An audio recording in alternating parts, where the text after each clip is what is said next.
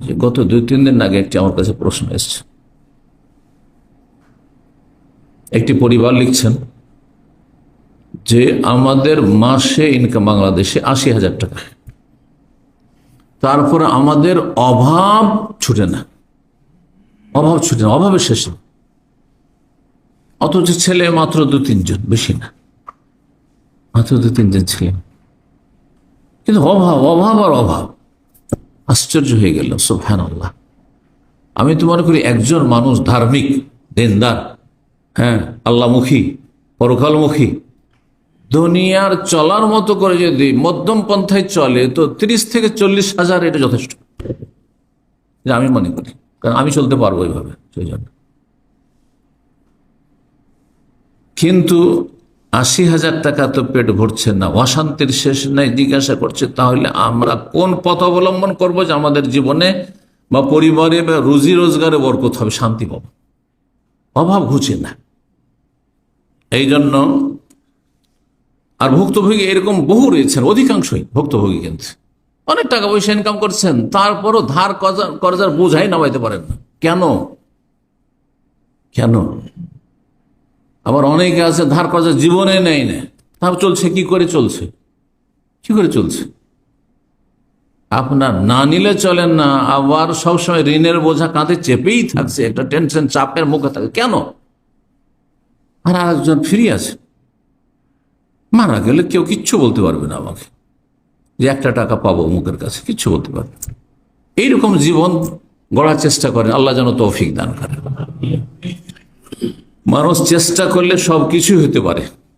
চেষ্টা, কিছু পার্থিব চেষ্টা আছে, আর বিশেষ করে একজন মুসলিমের জন্য দিনই চেষ্টা রয়েছে কোরআন সুন্নাহর আলোকে, যে আপনি কোন নেক আমলগুলি আপনি অবলম্বন করবেন, আর কোন কোন ছিদ্র পথগুলি রয়েছে আপনার জীবনে, সেগুলি থেকে সতর্ক থাকবেন।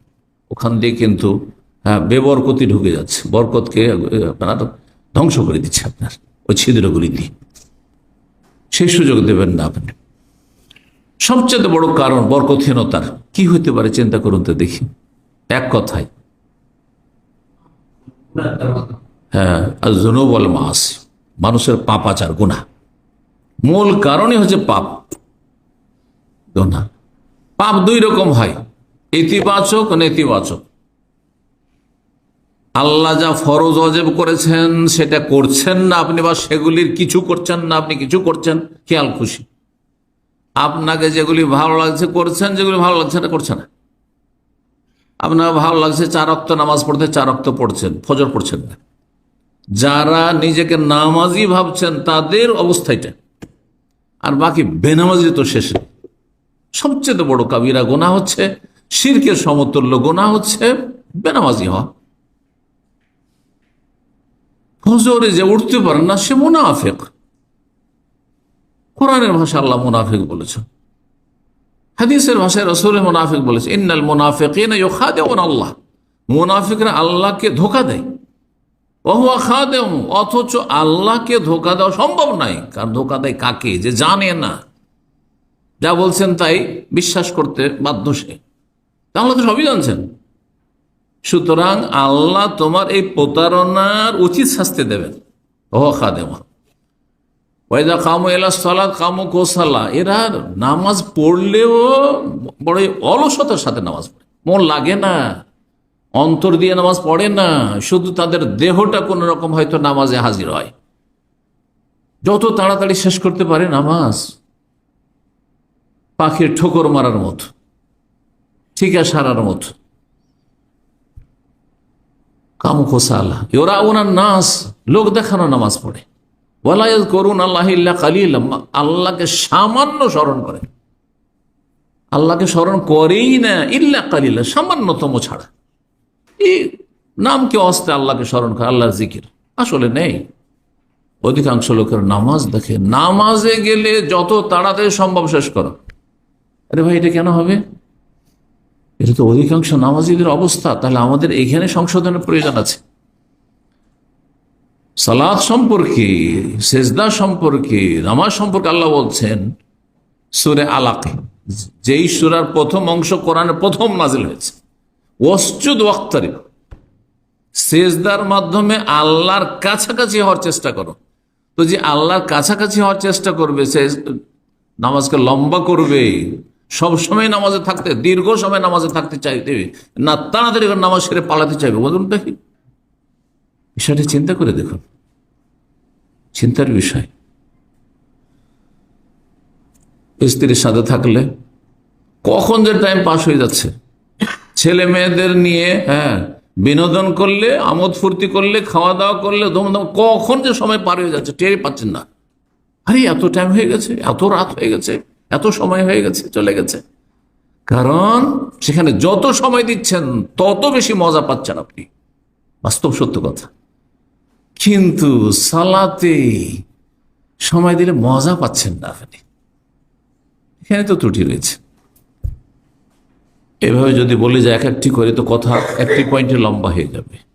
গুনাহ ইতিবাচক আর নেতিবাচক, সেখানে ফিরে আসি। ইতিবাচক গুনাহ হচ্ছে ফরজ যা করেছেন, আল্লাহ ওয়াজিব করেছেন জীবনের প্রতিটি ক্ষেত্রে, দৈনিক যতগুলি ফরজ ওয়াজিব, তাতে যদি ঘাটতি থাকে, ত্রুটি থাকে, তা আপনি পাপের জীবন যাপন করছেন, বরকতহীনতার কাজ করছেন। নেগেটিভ হচ্ছে যেগুলি আল্লাহ হারাম করেছেন, সেগুলিতে আপনি লিপ্ত হয়ে যাচ্ছেন। না করতে হবে সেগুলিতে লিপ্ত হচ্ছেন আপনি, যেগুলিকে বর্জন করতে হবে সেগুলিতে আপনি ডুবে আছেন, আপনি বিভিন্ন পাপে।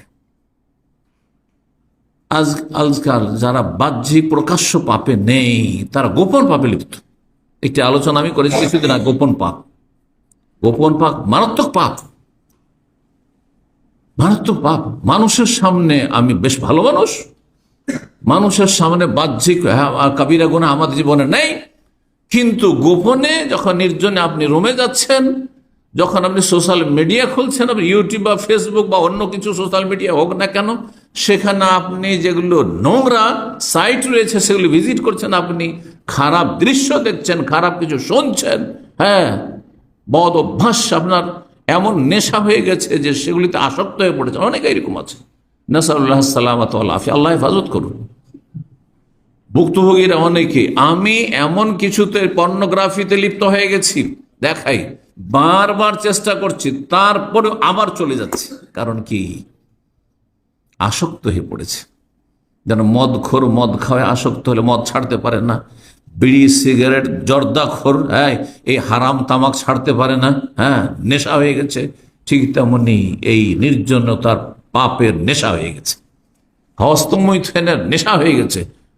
অনেক কিছুটা তার মধ্যে ইমান আছে, এমন মানুষ আছে যারা বারবার করে তওবা করছে, বারবার করে ফিরে আসছে যে না, এরকম কাজ করব না, আমার শরীরটা ধ্বংস হয়ে যাচ্ছে, আমার পুরুষত্ব ধ্বংস হয়ে যাচ্ছে, আমার ভবিষ্যৎ খারাপ হয়ে যাচ্ছে সব দিক থেকে। আমার স্ত্রী হয়তো আমাকে আমার কাছ থেকে তালাক নিয়ে চলে যাবে, এইরকম পরিস্থিতি হলে বারবার করে তওবা করছে, তারপরও তাতে লিপ্ত হয়ে যাচ্ছে। এই ধরনের গুনাহগুলি অনেকের জীবনে আছে। হয়তো বাহ্যিক মদ খায় না, জেনায় লিপ্ত নয়, সমকামিতায় লিপ্ত নয়, আর বিভিন্ন যে হারামগুলি রয়েছে সেসব হারামে লিপ্ত নয়, কিন্তু এই ধরনের পাপ আছে অনেকের মধ্যে। এক কথায় যে কোনো পাপ থাক না কেন, পাপ যদি থাকে জীবনে তাহলে বরকত আসবে না। পাপীর শরীর স্বাস্থ্যে বরকত হবে না, আপনি কি করে সুস্থ থাকবেন? পাপের মানসিক শান্তি হয় না, পাপী মানুষ মানসিক শান্তি পায় না। দেখেন, আপনি সারা দিন যখন আল্লাহ সন্তুষ্টির কাজ করছেন, আপনি আল্লাহকে নারাজ করেননি, তো আপনার কোনো ফিকির নেই, আমার রব রাজি আছে, আর কোনো চিন্তা নেই। রবের সাথে আমার হটলাইন আছে, এখানে কোনো বাধা নেই। আল্লাহর কাছে দোয়া করব আশা করে যে আমার দোয়া কবুল হবে, এতে আমার বাধা নেই। কিন্তু পাপী হয়ে যদি আল্লাহর সামনে আপনি দোয়া করেন, তো নিজেকে তিরস্কার করছেন যে কি লজ্জা আল্লাহর কাছে চাইছি, আল্লাহ দেবেন বা কি করে, যে আমি পাপে লিপ্ত। চিন্তা করুন, কি করে শান্তি পাবেন আপনি, আর কি করে বরকত পাবেন আপনি? যার ফলে বরকত হারিয়ে যায়। মানুষ যখন গুনাহে লিপ্ত হয় তো আল্লাহর কাছে লাঞ্ছিত হয়ে যায়। ওলামায়ে কেরামগণ বলেছেন, আল্লাহর দৃষ্টিতে সে নিচে নেমে যায়, নিচে নেমে যায়। দেখেন, একজন লোকের সম্মান থাকে যখন তার সম্পর্কে পজিটিভ বা কিছু নেগেটিভ জানি না, তখন খুব সম্মান থাকে। কিন্তু ওর সম্পর্কে যখন নেগেটিভ যায়নি, তখন ওর কোনো মূল্য আমার কাছে থাকে না। আমার কাছে একটা নিম্ন শ্রেণীর একটা কীটে পরিণত হয়ে যায়। হয় না, হয় না? হ্যাঁ, রবের ক্ষেত্রে উত্তম দৃষ্টান্ত রয়েছে। আল্লাহ রাব্বুল আলামিন তার বান্দাদের খুবই ভালোবাসেন, অত্যন্ত দয়া করে, আরহামুর রাহিমিন তিনি। জি, মা যতটা দয়া করে তার চাইতে বেশি তিনি দয়া আল্লাহ রাব্বুল আলামিন, হাদিসে রয়েছে। কিন্তু বান্দা যখন গুনাহে লিপ্ত হয়ে যায় তখন আল্লাহর নজরে একেবারে নিচে নেমে যায়। জি, সুতরাং আল্লাহ তখন তার সাহায্য করেন না, আল্লাহ তার পক্ষ থেকে ডিফেন্স করেন না।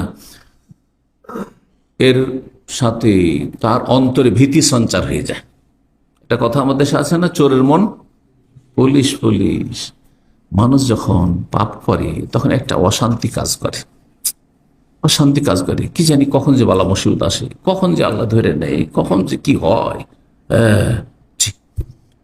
যেমন কোনো অপরাধ করলে কেউ তো জানতে পারেনি, কিন্তু যদি জেনে নেই, কিন্তু নেই, এই জন্য অপরাধীরা কখন শান্তি পায় না। যা ক্রাইম করে তারা ধরা না খেলেও শান্তিতে থাকে না, কারণ সবসময় একটা চিন্তা আছে যে যদি কেউ জেনে নেই বা তদন্ত হয়ে যায়, আর ওইভাবে যদি আমি ধরা খেয়ে যাই, ধরা খেয়ে যাচ্ছে। তো মানুষের অন্তর পাপী যদি হয়ে যায় তখন তার অন্তর ভীত সন্ত্রস্ত থাকে, যার ফলে শত্রুরা তার উপর আধিপত্য কায়েম করে, শত্রু তখন প্রাধান্য পেয়ে যায়। আজকাল মুসলিম জাতির ওপর কাফেররা আধিপত্য কায়েম করেছে, এর পিছনে মূল কারণ কিন্তু এটি, তাসাল্লুতুল আদা। কাফেররা আমাদের ওপর চেপে বসেছে, এর পিছনে কারণ হচ্ছে যে অধিকাংশ মুসলিমরা পাপে ডুবে আছে।